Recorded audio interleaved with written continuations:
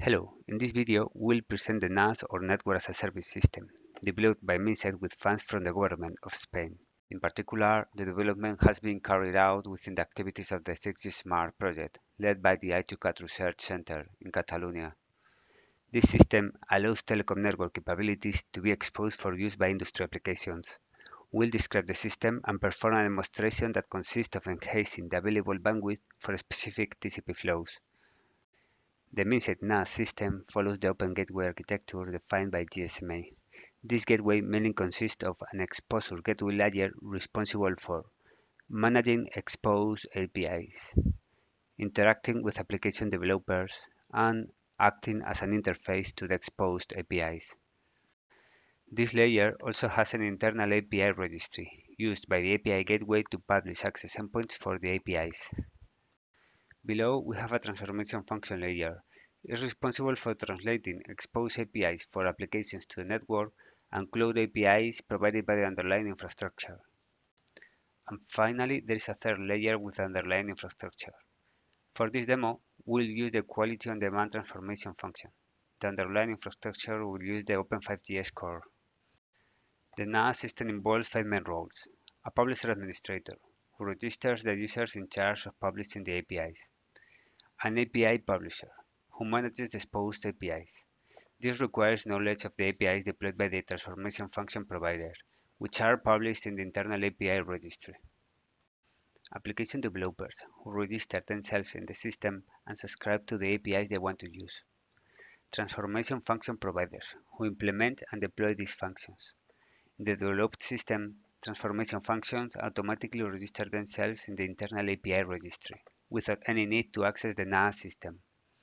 And finally, network API providers, who implement and deploy the network APIs. Next, we will show the process of registering publishers, publishing APIs, registering developers, and subscribing to APIs. The first step is to register the API publishers. The system administrator will access the application and register the user. So we go to the URL and then use the admin credentials to access. Once we're in, we will create our new publisher. In this case, it will be Pablo, last name Cano. We'll use Pablo @publisher as email address, and password will be Pablo. Our publisher has been created. The next step is to publish the APIs. Previously, the transformation function provider must have deployed the transformation function and provided the publisher with the necessary data for the publication. Now we will connect again to the catalog application with the publisher user and publish the quality on demand API. So we're now in the login window for the publishers. We will use the credentials that we have created, which are Pablo @publisher and password Pablo. Here we see that we have no APIs created, so we'll proceed to create a new one in this tab. The API will have these parameters: API name, QOD, short description will be quality on demand,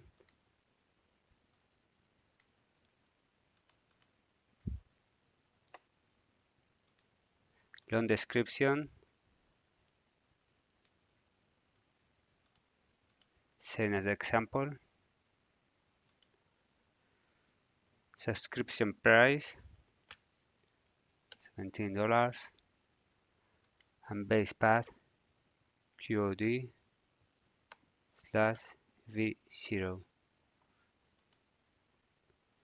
Once the API is created, it will be published in the catalog, being accessible to application developers. Once the APIs are ready for use, application developers need to register. To do this, we access the developer portal. Then we register with the following details: the first name, in my case Francisco, and last name, email address,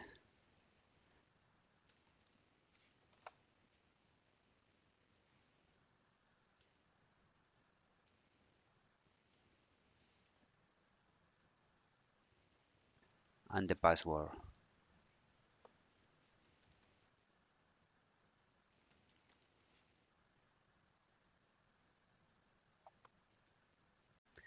After signing up, log in with the username and password.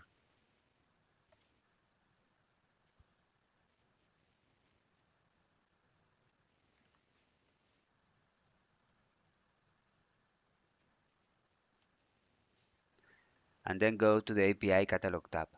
In this tab, you will find the published applications you can subscribe to. Subscribe to the Quality on Demand application. This subscription provides with the credentials and URL to access the API. So at this point, the application developer has the necessary data to enhance the user bandwidth. For the Quality on Demand API usage demonstration, we implemented an experimental 5G network with the following elements. For the end user UE and GNOD B, we'll use UE ransom software. For the 5G core, we will use Open5GS software. The SCF NEF module with AS session with QoS function was developed, since the Open5GS core does not have it. A control portal has been developed for the application to call the Quality on Demand API to enhance the desired TCP flows. For the flows, we will use Hyper-3 against 2 Ubuntu servers. This experimental network has a 20 megabits per second uplink channel and a 40 megabits per second downlink channel. Two service classes are defined, basic and enhanced. The basic service class reserves 5 megabits per second, whereas the enhanced service class reserves 10 megabytes. Service class flows can exceed the reserved bandwidth, reaching the total channel capacity if there are no other class flows using the channel. In the demonstration, we'll launch two TCP flows, both starting as basic class flows. We'll wait until each flow consumes roughly the same bandwidth, which is around 9 megabytes. Once we see that the flows share the same bandwidth, we'll enhance one of them and so that its flow receives about 15 megabytes, while the non-enhanced flow gets only the reserved 5 megabytes. We'll start the demonstration now. With the Open5GS core deployed, we'll proceed to deploy the GNOD B and the end user. So now, to launch the GNOD B, enter the UE ransom container, then go to the config directory,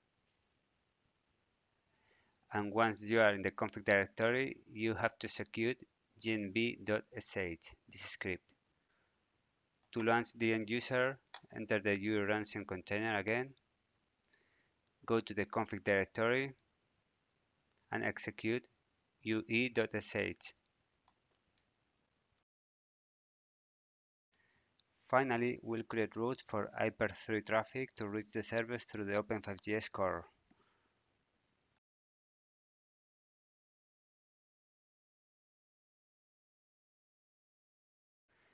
Once the UE is launched and the routes are set, we proceed with the test. First of all, on the application servers, we launch the Hyper server.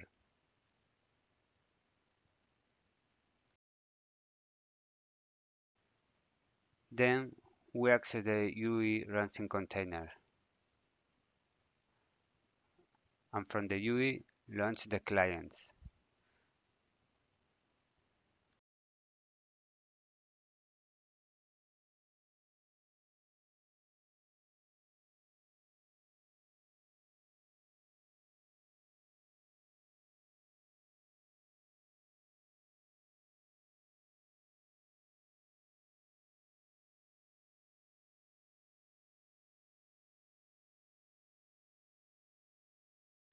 So at this moment, we see that both flows share the same traffic equally.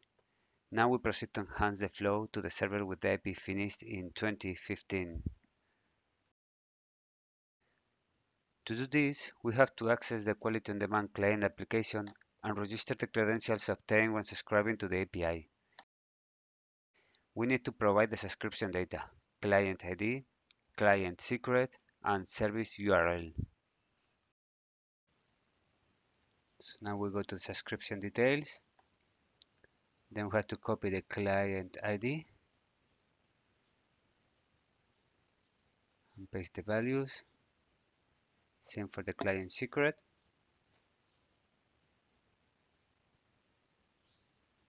And finally, service URL.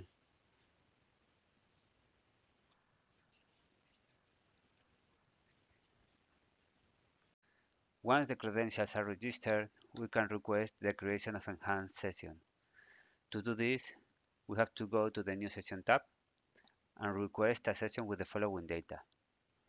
For UE address, the source address. For AS address, destination address. And for the QoS profile, QoS_E.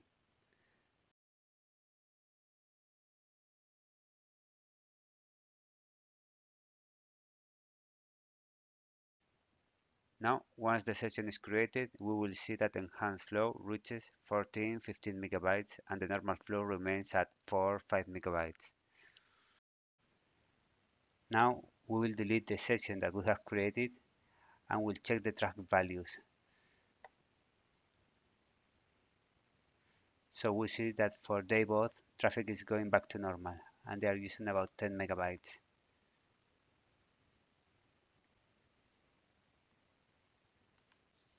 Thanks for watching the video.